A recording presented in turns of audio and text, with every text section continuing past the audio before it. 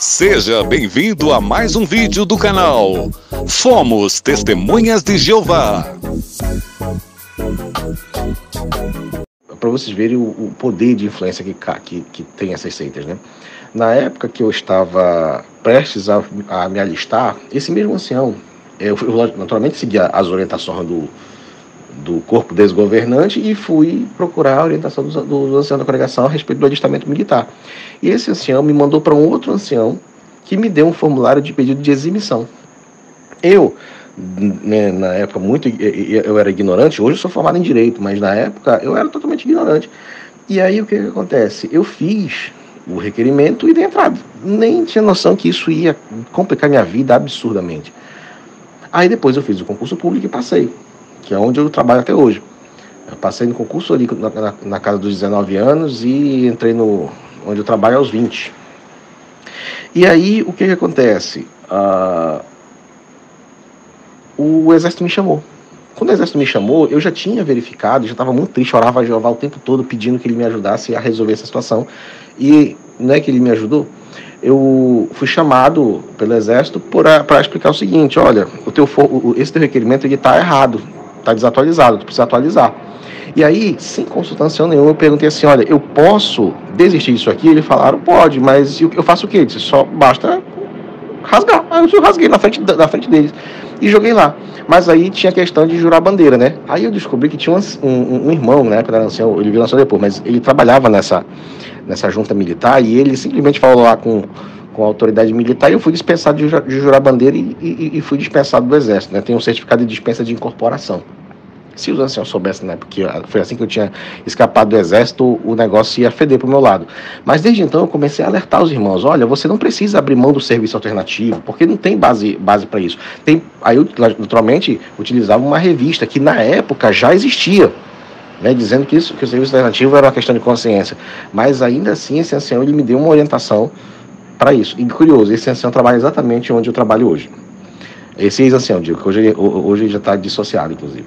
E no final das contas, o resultado prático de tudo isso foi que eu consegui entrar no serviço público, tenho um emprego, sustento minha família com isso hoje, mas eu guardo essa mágoa, porque esse ancião, ele sabia das consequências disso, porque ele era servidor público. Ele sabia das consequências de eu perder, né, de eu pedir eximição. Ele sabia que eu não ia ter emprego, né, público. Eu não poderia entrar no concurso que eu passei, pura e simplesmente porque ele tinha me dado uma orientação nesse sentido. E é bom informar, né? Ele me mandou para um outro ancião que também era servidor público, funcionário da Receita Federal. Então, quando você analisa isso aí, você vê que houve maldade deles, entendeu? Eles queriam destruir a minha vida, entendeu? Porque os dois sabiam que se eu fizesse aquele documento, eu ia perder a chance de fazer uma universidade pública, eu ia perder a chance de fazer um curso público, tirar passaporte, viajar para o exterior, entendeu? Então, assim, isso dá uma noção de como eu fiquei muito chateado. E, enfim, eu terminei meu ensino médio e não passei no vestibular e meus pais me levaram para o interior. Enfim, concluí o ensino médio, com a observação de que aquela história do suco de cupuaçu foi já nesse pós-ensino médio. Eu terminei o ensino médio, não passei no vestibular e fui para o interior. E aí no interior só tinha uma congregação. E aí eu não tinha amizade com ninguém. Aí eu comecei a afundar. O meu relacionamento com a hoje minha esposa tinha degringolado, porque eu estava no interior, aquela coisa toda. E aí eu tinha feito concurso antes, né? E no final das contas eu vim para a capital aos 20 anos. Já no meu emprego novo. E o resultado disso foi que eu voltei para a mesma congregação da minha adolescência, achando que lá eu ia me sentir bem. E aí foi um choque de realidade, porque eu fui tratado como se eu fizesse orgia. Isso, inclusive, me foi dito por um irmão da congregação. Que eu cheguei lá e fui colocado no som, que era a atividade que eu fazia. Era eu e um servo ministerial lá que estava no som. E ele nunca deixava eu ficar no som. Depois eu descobri que era porque ele achava que eu fornicava, já que eu morava sozinho, né? E a oportunidade não faltou, né? Mas no final das contas eu me mantive leal. E já depois, já nesse período que eu tinha retornado para Manaus,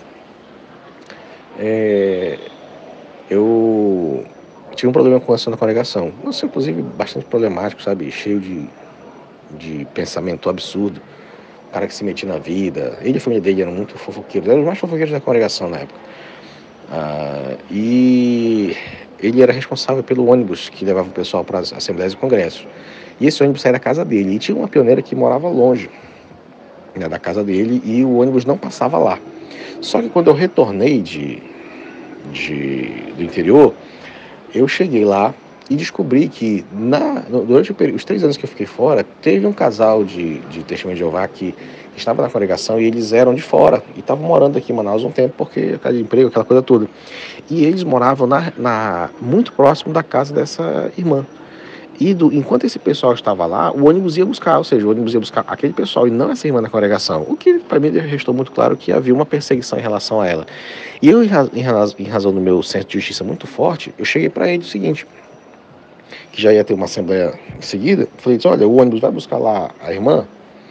Aí ele me disse bem assim, não, porque tá fora da rota. Eu falei, mas, pera lá, mas quando estava lá durante há um tempo atrás tinha um irmão que morava ali, que era meu vizinho, exatamente eu morava na região dela, o ônibus ia, por que agora o ônibus não vai? Rapaz, ele ficou chateado comigo. Eu falei, você tá querendo que a gente vai lá buscar você? Eu disse, eu não, porque meus pais vêm do interior e eu vou para a assembleia com eles no carro. Eu não preciso do ônibus. Eu quero saber por que você não busca ela. E aí o que aconteceu? Ela vinha de longe carregando garrafa de água, a alimentação, era um negócio assim, pesado, sabe, para mulher caminhar. Imagina caminhar quilômetros de salto alto. E aí o que aconteceu? Eu falei, eu vou aqui mostrar um texto para você. Quando eu abri a Bíblia e eu li um texto que diz que toda forma de justiça é pecado, não lembro qual é o texto agora. E quando eu li esse texto para ele, ele se levantou da cadeira e avançou na minha direção achando que ia me bater. Eu falei, a gente viu pensando que ele ia me bater e eu estava disposto a sair no tapa com ele. O pessoal viu aquela discussão. O filho dele, que era também assim, puxou ele para um lado e ele puxou para o outro. Ele falou, Diego, o que está acontecendo? Eu falei, o que está acontecendo é que o seu pai, ele não quer ir buscar a irmã lá para ir para a Assembleia, simplesmente porque ele tem alguma coisa contra ela. Porque não tem razão nenhuma para ele não levar o ônibus lá, considerando que antes o ônibus ia, porque não vai agora. Aí ele falou, Diego, eu vou conversar com ele. Aí no final das contas o ônibus foi buscar ela e passou a buscar ela desde então. Mas ele ficou muito chateado comigo. Ocorre que alguns meses depois eu fiquei tão chateado com aquela situação que estava de isolamento que tinham me submetido, sendo que eu não estava nem na época questionando nada em relação ao corpo governante, que eu resolvi mudar de congregação. E fui para uma outra congregação. E nessa outra congregação eu fiquei muito, muito chateado com as coisas que eu vi lá. Eu vi que tinha um ancião lá que ele pagava de um cara muito cortês, gentil, brincalhão. E nesse espaço de tempo só que ele era muito... Ele mandava na congregação e os filhos dele eram os únicos que eram intocáveis, né? Faziam o que queriam, né, na congregação. E ele sempre protegia, né? Inclusive, naquele período que eu estava morando no interior, teve um espacinho de tempo em que meus pais, depois de ver que eu estava sofrendo, deixaram eu morar 4 meses em Manaus e eu morei com a minha avó.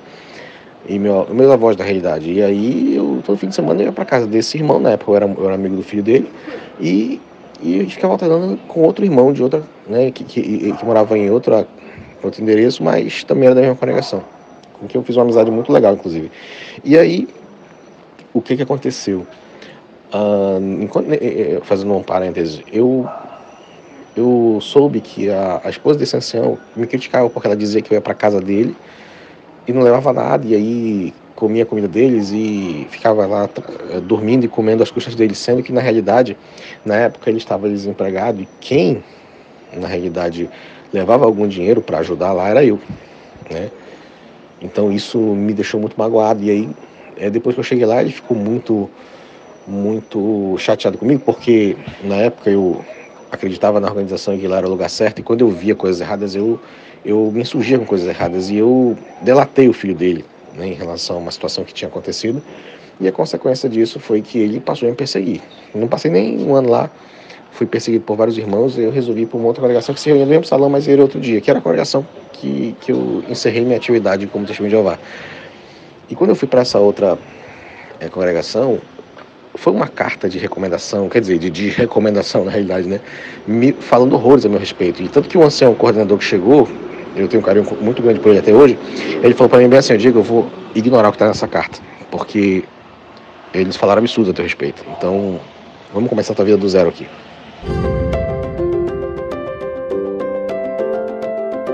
Inscreva-se no canal, deixe o seu like, compartilhe o vídeo, faça a sua parte para ajudar outros.